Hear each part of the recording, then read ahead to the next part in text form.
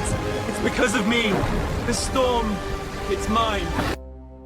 ሰላም ጤና ይስጥልኝ የቻናላችን ቤተሰቦች። ዛሬ እጅግ አስደናቂና ብዙዎቻችን የምናውቀው የሚመስለን ነገር ግን በጥልቀት ስንመለከት ማንነታችንን ቁልጭ አድርጎ የሚያሳየንን አንድ ታላቅ ታሪክ ይዘንላችሁ መጥተናል። ስለ ነብዩ ዮናስ ስታስቡ መጀመሪያ ወደ አእምሯችሁ የሚመጣው ምንድነው? ትልቁ ዓሣ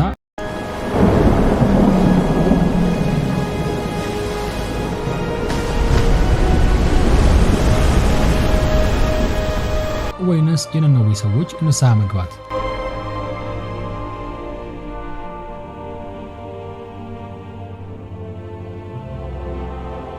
ዛሬም እንዳስሰው በታዋቂው ጸሐፊ ቲሞቲ ኬለር የተጻፈውን ዘ ፕሮዲጋል ፕሮፌት ወይንም ኮብላዩ ነቢይ የተሰኘውን ድንቅ መጽሐፍ ነው። ይህ መጽሐፍ የዮናስን ታሪክ ከአንድ ተራ የልጆች ተረትነት አውጥቶ በውስጡ ያለውን ዘረኝነት፣ ብሔርተኝነት፣ የእግዚአብሔርን ጸጋና የሰውን ልጅ ልብ አሻጥር ይተነትናል። ዛሬ በመጀመሪያው ክፍል የመጽሐፉን መግቢያና ምዕራፍ 1ን በጥልቀት እንመለከታለን። አብራችሁን ቆዩ።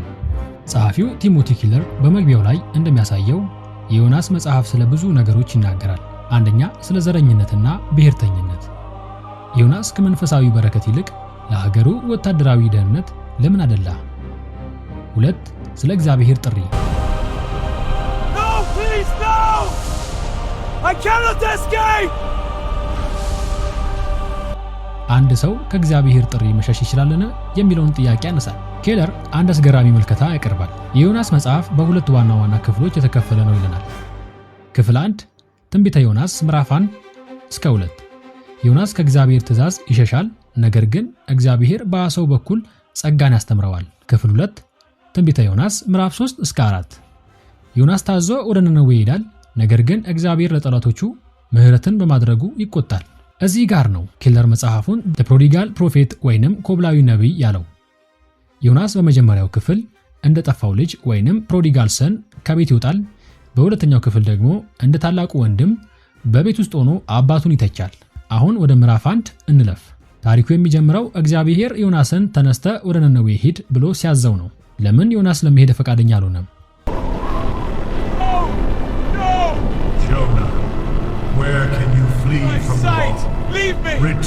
ነነዌ በወቅቱ የአሦር መንግስት ዋና ከተማ ነበረች። የታሪኩ ድርሳናት እንደሚያሳዩት አሦራውያን እጅግ ጨካኞች ነበሩ።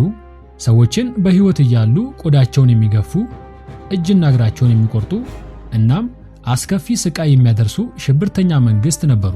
ዮናስ ደግሞ ለእስራኤላውያን እጅግ ቀናተኛ የሆነ ብሔርተኛ ነቢይ ነበር። ጠላቶቹ እንዲጠፉ እንጂ ንስሐ እንዲገቡ አይፈልግም። ስለዚህ እግዚአብሔር ወደ ምስራቅ ወይንም ነነዌ ሂድ ሲለው እርሱ ግን ወደ ተቃራኒው አቅጣጫ ወደ ምዕራብ ወይንም ተርሴስ ኮበለለ። ኬለር እዚህ ጋር አንድ ትልቁም ነገር ያነሳል። ሁላችንም ከእግዚአብሔር የምንሸሽበት ሁለት መንገዶች አሉ። አንደኛ፣ ሃይማኖተኛ ባልሆነ መንገድ መሸሽ፣ እንደ ዮናስ በመጀመሪያው ክፍል የእግዚአብሔርን ሕግ በመጣስ እና ርቆ በመሄድ። 2, ሃይማኖተኛ በመሆን መሸሽ፣ እንደ ዮናስ ሁለተኛ ክፍል እኔ ጻድቅ ነኝ እነዚያ ግን ኃጢአተኞች ናቸው በሚል ትዕቢት እግዚአብሔርን ለመቆጣጠር በመሞከር። የዮናስ ታሪክ የሁላችንም ታሪክ ነው። እግዚአብሔር ከኛ ዕውቀት በላይ ለሆኑ ሰዎች ምሕረትን ሲያደርግ እንዴት ብለን እንጠይቃለን። ዮናስ የሸሸው እግዚአብሔርን ስለማያውቅ ሳይሆን የእግዚአብሔር ቸርነት ስላስፈራው ነው።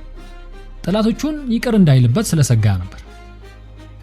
በሚቀጥለው ክፍል የዮናስ በባህሩ ላይ ስላጋጠመው ማዕበልና እግዚአብሔር በዓሣው ሆድ ውስጥ ስላስተማረው ትልቅ ትምህርት ማለትም ምዕራፍ 2ን በስፋት እንመለከታለን። የዛሬ ቆይታችን ይህን ይመስል ነበረ። ይህ ቪዲዮ ከተመቻችሁ ላይክ ማድረጋችሁንና ለጓደኞቻችሁ ሼር በማድረጋችሁን አትርሱ። በሚቀጥለው ቪዲዮ በምዕራፍ 2 እስከምንገናኝ ሰላም ቆዩ። We can't save her. The storm won't stop. It's my fault. Throw me overboard. This raging sea is because of me.